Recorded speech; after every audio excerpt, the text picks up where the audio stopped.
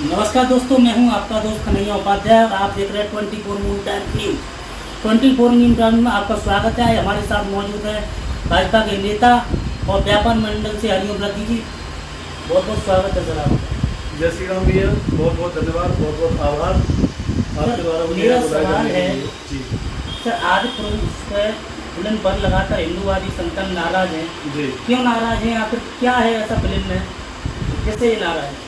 देखिए, सबसे पहली बात ये है कि राम जो है वो भारतवर्ष के अंदर पूरी तरीके से लोगों के हृदय में बसे हुए हैं। आज हमारे यहाँ पर कहीं कोई बच्चा जन्म लेता है तो जयराम जी की कह के सूचना दी जाती है, और जब किसी का देहांत हो जाता है तो राम नाम सत्य कह के उस व्यक्ति को विदा किया जाता है। तो जो कैरेक्टर हमारे जीवन के शुरू से लेकर अंत तक जुड़ा हुआ है, भगवान राम मर्यादा पुरुषोत्तम है और उनके अनुसार उनका जो आचरण है उसको सभी लोग अनुसरण करने का प्रयास करते हैं। रामायण एक ऐसा काव्य ग्रंथ है, ऐसा ग्रंथ है जो जनमानस के अंदर बसा हुआ है। महाभारत संस्कृत में शायद किसी ने पढ़ना पड़ी हो, चारों पुराण किसी ने संस्कृत में ना पढ़े हो, लेकिन रामायण जो अवलपुरी में है वो सभी लोगों ने पढ़ रखी है। तो सभी लोगों को मालूम है कि रामायण में कौन कौन से घटनाक्रम कब हुए थे। ऐसे में कुछ लोग मिलकर एक पिक्चर बनाते हैं आदिपुरुष, और उसमें सभी कुछ चेंज कर देते हैं आधुनिकता के नाम पर। तो जाहिर सी बात है, लोगों की भावनाओं कहीं ना कहीं ठेस पहुँची है। कुछ चीज़ें ऐसी हैं जैसे राम का उसमें वेशभूषा है, श्री राम जो मर्यादा पुरुषोत्तम है उनकी वेशभूषा जो रामायण में है उससे विपरीत वेशभूषा यहाँ पर दी गई है। कृष्ण जी का जो व्यवहार है, कृष्ण जी का जो वेशभूषा रामायण में है वो यहाँ पर बिल्कुल डिफरेंस है। हनुमान जी की बात करें हम तो हनुमान जी का व्यक्तित्व एक अलग है, यहाँ पर एक अलग व्यक्तित्व बना दिया गया है। चमड़े की बेल्ट पहने हुए हैं हनुमान जी। और दूसरा ये है कि उनकी मूछें हटा दी गई हैं, दाढ़ी बढ़ा दी गई है, मूछें हटा दी गई है। जी जी। डायलॉग को लेके जैसे उसमें छेड़छाड़ की गई है, उसमें डायलॉग को लेके उसके बारे में क्या कहना है? नहीं, उसके बारे में कहा जाएगा हनुमान जी का तो सब आचरण जो है वो विशुद्ध है। विशुद्ध मतलब ये है कि वहाँ किसी भी गंदगी के लिए कोई भी जगह है ही नहीं। और हनुमान जी के जो भक्त हैं, बहुत से ऐसे भक्त हैं हनुमान जी के कि मंगलवार को जो कहीं कोई गलत काम भी करते हैं तो वो नहीं करते, ठीक है ना।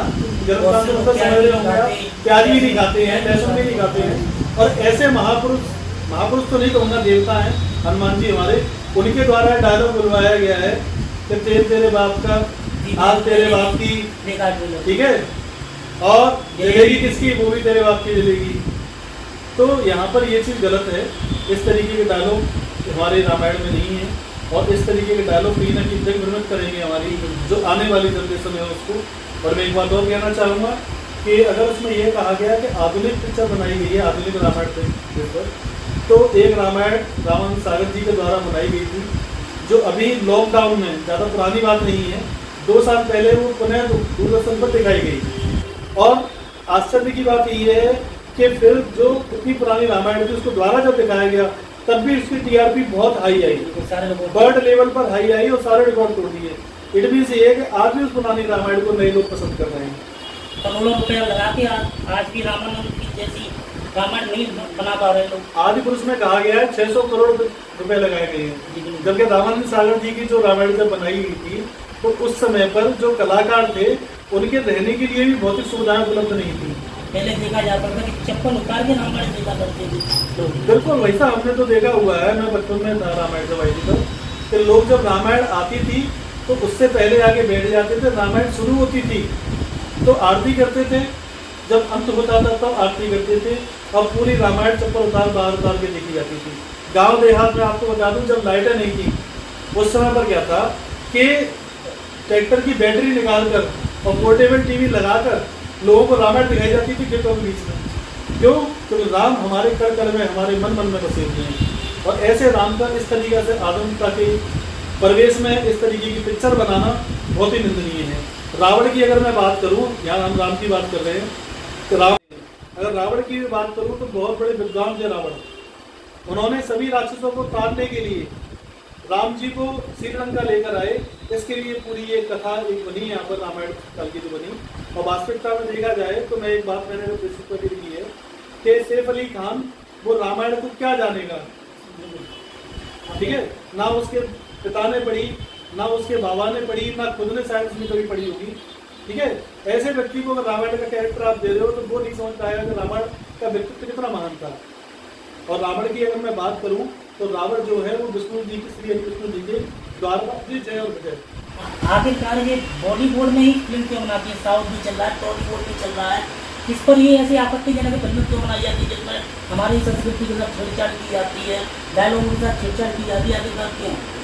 देखिए, वास्तविकता ये है कि कहीं ना कहीं आप सब हम सभी लोग जानते हैं कि अब तक 1990 के दशक के बाद में जो पिक्चरें बनी उन पिक्चरों में कहीं ना कहीं बॉलीवुड की पिक्चरों में बाहर से पैसा आता था, दुबई से पैसा आया करता था। वहाँ जो मानसिकता थी तो वो ये थी कि भारतीय संस्कृति है उसको कहीं ना कहीं नष्ट करने का कार्य किया गया। ऐसी पिक्चरें बनाई गई कि जहाँ उसका भारतीय संस्कृति से कोई लेना देना नहीं था। वो मानसिकता आज भी कहीं ना कहीं लोगों के दिमाग में थोड़ी सी बनी हुई है और जो नेगेटिव इम्पैक्ट जो जनरेट करना चाहते हैं पूरे वर्ल्ड के सामने, तो उसके लिए सबसे बढ़िया माध्यम जो लोगों को लगता है वो लगता है फिल्म। सोची समझी साजिश। जी बिल्कुल, सोची समझी साजिश के तहत, क्योंकि मैं एक ही बात कहना चाहूँगा आपसे कि ये सनातन धर्मी है, ये हिंदू हैं जिन्होंने पिक्चर का सिर्फ बायकॉट किया हुआ है।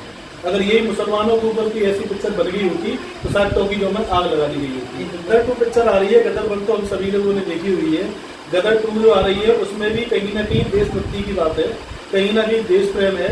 और जो सेलुलर हैं कुछ लोग, उन लोगों को ये सब चीज़ें बर्दाश्त नहीं होती हैं।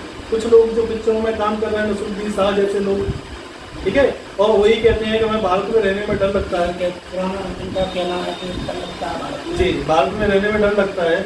आज तक उनके साथ में कौन सी ऐसी दुर्घटना हुई जिसकी वजह से उनको भारत में रहने में डर लगता है? तो ऐसे कलाकार जो यहाँ की जनता के पैसे से पल रहे हैं और यहाँ की जनता को ही बदनाम कर रहे हैं, यहाँ के भारतवर्ष में उनको डर लगता है, जबकि उसी भारतवर्ष में उनको नाम मिला, जिससे पूरे विश्व स्तर पर उनको जाना जाता है। तो दुर्भाग्य है ऐसे कलाकारों का जो ऐसी घटिया मानसिकता लेकर बैठे हुए हैं, जब भारत में ही रहते हैं और भारत को बदनाम करने का काम करते हैं। तो बैन करना चाहिए, चलनी चाहिए या नहीं चलनी चाहिए? देखिए, मैं एक बात कहूँगा आपसे कि इसमें जो आया है मनोज सर जो हैं उन्होंने कहा हुआ है कि जो इसमें घटिया डायलॉगबाजी हुई है उसको हम बदल देंगे, उसको चेंज करके फिर दोबारा से पिक्चर को लाया जाएगा। लेकिन जिस पिक्चर में जिस रामायण की जो आत्मा है ना, रामानंद सागर जी ने जो रामायण बनाई थी उसमें रामायण की आत्मा दिखती है। इस पिक्चर में कहीं कहीं भी कोई भी ऐसा सीन नहीं है कि जहाँ पे हमारे हृदय को वो सीन स्पर्श करता हो, हमारे हार्ट को टच करता हो, लगता हो कि हाँ ये हमारे रामायण का सीन है, नहीं लगता। तो पिक्चर में अगर कुछ बदलाव भी आता है तो भी लोग उसको स्वीकार नहीं करेंगे, क्योंकि घाव जब एक बार हो जाता है तो घाव भले ही भर जाता है लेकिन कहीं ना कहीं निशान अपने जरूर छोड़ जाता है। तो ऐसे ही इस पिक्चर को पूरी तरीके से बैन करना चाहिए। साथ ही साथ में एक चीज़ और कहना चाहूँगा आप लोगों से कि बार बार इस तरीके की पिक्चरें आ रही हैं। हमारे भारतवर्ष का सेंसर बोर्ड क्या कर रहा है? बोर्ड में जो लोग बैठे हैं वो अंधे हो गए हैं, उन लोगों को ये दिखाई नहीं पड़ता है कि इस तरीके की पिक्चरों से जो जनमानस है उसकी भावनाएं कहीं ना कहीं आहत होंगी। सेंसर बोर्ड कदम नहीं उठाया, वो निर्माता आगे बनाता ही रहेगा, ये बनाते ही रहेगा वो। और लोग एक्सेप्ट पहले कर रहे थे। इस तरीके की उल्टी सीधी पिक्चरें आती थी जहाँ पर लोगों को, अगर मैं वास्तविकता कहूँ आपसे, है ना, तो सेंसर बोर्ड वहाँ पर भी पास कर रहा था। आज लोगों में थोड़ी सी जागरूकता आ गई है। आज सनातन धर्मी जो युवा है उनके अंदर जागरूकता आ गई है।